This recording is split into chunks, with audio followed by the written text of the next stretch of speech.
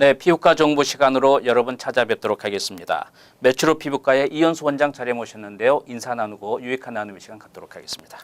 안녕하십니까? 안녕하십니까? 예. 모든 걸 지나놓고 보면 그 습관이라는 게 굉장히 중요한 것 같아요. 그렇죠. 그래서 어릴 때의 그 습관이 여든까지 간다 그러잖아요. 그 네. 버릇이.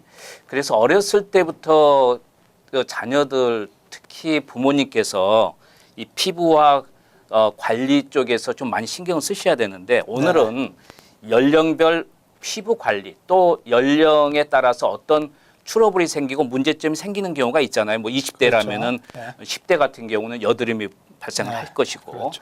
그래서 연령별 피부 관리에 대해서 좀 이야기를 나눌 텐데 먼저 20대부터 한번 해볼까요? 20대부터가 저기 아주 네. 어릴 때, 그러니까 예. 초등학생 어릴 전 때부터 유치원생까지 내려가 봅시다. 그래 한번 해보시죠. 그러면 예. 어린 자녀들은 아무래도 그 본인보다는 특히 어머님의 그 좀 연결이 많이 필요할 것 그래가 같네요. 많이 필요한데 보통 저희들이 가장 중요하게 여기는 것이 이제 어린 아이들부터 훈련을 네. 시켜야 되는 것이 태양광선에 아, 네. 저기 그 기피를 해서 아니면 조심을 해서 네. 피부 자체에 10년, 20년, 30년 후에 문제가 안 생기도록 하는 것이 가장 저기 네. 좋은 그 습관이라고 볼 수가 있죠. 습관을 그렇죠. 갖다가 하는데 가장 중요한 것은 어렸을 때부터 밖에 나가기 전에 이 선스크린, 그러니까 저 태양 네. 광선 차단제를 바르도록 하고 보통 저기 저희들이 레코멘드는 30분 전에 바르고 네. 2시간만 한 번씩 계속 다시 바르는 그 습관을 갖다가 하는 게 아주 중요하겠죠. 그리고 될 수 있으면 모자를 쓴다든지 아니면 네. 옷을 입어서 노출된 피부를 피해 준다든지 그게 상당히 중요하겠습니다.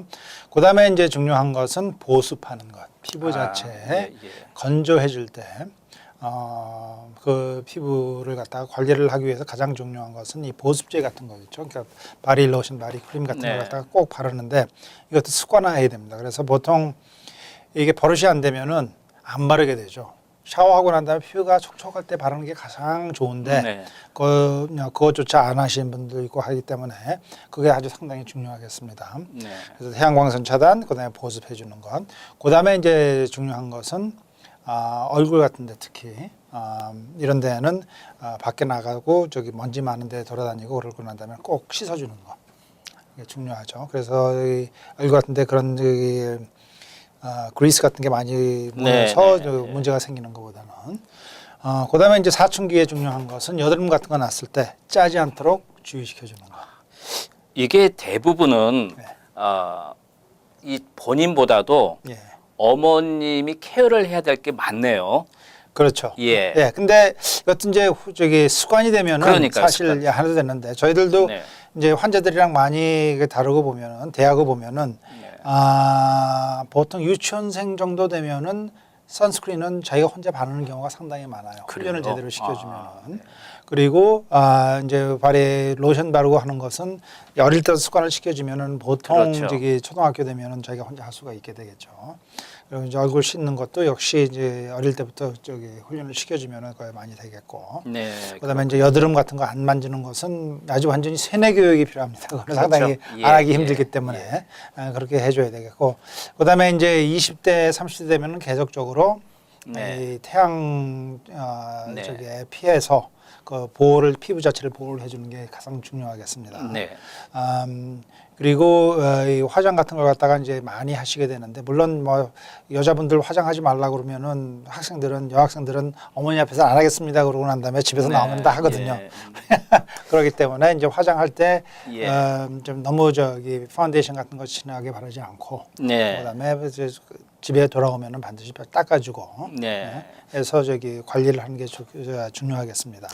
첫 번째 그 연령별 피부 관리에 대해서 이야기를 나누고 있는데 어릴 때는 이제 가장 중요한 게 그 우리가 저녁에 이는 닦으면서 세안은 하는 경우가 많아요. 그렇죠. 근데 꼭 저녁에는 어쨌든 간에 밖에 나갔다 들어오면은 세안도 해야 되고 그리고 선스크린 같은 것도 이제 결론은 여름에 어디 뭐 야외나 갈 때 바르지 사실 그냥 집에서 뭐 밖에 나갈 때는 안 바르는 경우가 대부분이잖아요. 그렇죠. 선스크린은 사시사철 그래야 되는데. 뭐 아주 날씨가 좋은 화창한 날이나 아니면 구름이 끈 날이나 마찬가지입니다. 그건 꼭 발라주는 게 좋습니다.